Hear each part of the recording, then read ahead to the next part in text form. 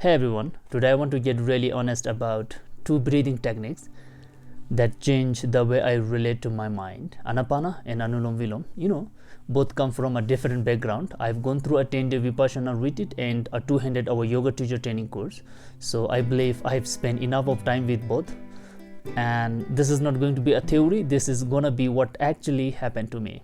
Let's start with Anapana. When I first sat down for Anapana during my Vipassana course, I thought, how hard could it be? Because Anapana is all about observing your natural breath, nothing fancy, no counting, no changing the rhythm. You simply sit comfortably, close your eyes, focus on the breath as it moves in and out of your nostrils. Maybe you notice the breath feels cool going in, warm coming out. That's it, right? But wow, I was not prepared for how much my mind would fight back.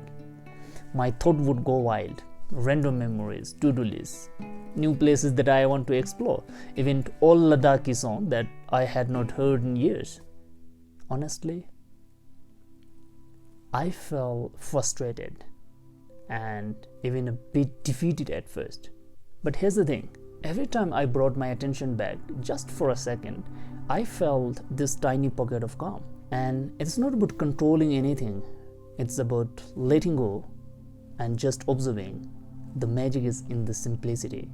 It's a mental workout, but the results are real. More focus, less stress, and a sense of clarity I had never felt before. Now, let's talk about Anulom Vilom. I learned this during my yoga training, and honestly, it felt so different from Anapana. It is a classic yogi pranayama, also called alternative nostril breathing. Here, you use your fingers to close one nostril, inhale through the other, then switch sides to exhales. And you can also retain the breath in between. According to the Yoga Sutra, your breath naturally flows more through one nostril for a while, then switches to the other about every hour and 50 minutes. And this natural switching is believed to help balance the body's energy and keep you healthy. If this pattern is disturbed, for example, if one nostril stays blocked for too long, it may be a sign of an imbalance or health problem. And breathing mainly through the right nostrils is thought to make you more active, while breathing through the left make you calmer. When I first learned this in yoga training, I felt a sense of balance and clarity almost after first few days of practice. The controlled, rhythmic breathing seemed to wash away anxiety and bring a gentle calmness to my mind and body. Some days I would come to my mat feeling anxious or scattered, and after a few rounds of Anulom Vilom, it was like my nervous system had been reset. I felt clearer, more grounded, and even my energy felt smoother. It's a relief from stress and a way to reset when life feels overwhelming. It's active, it's intentional, and it worked first.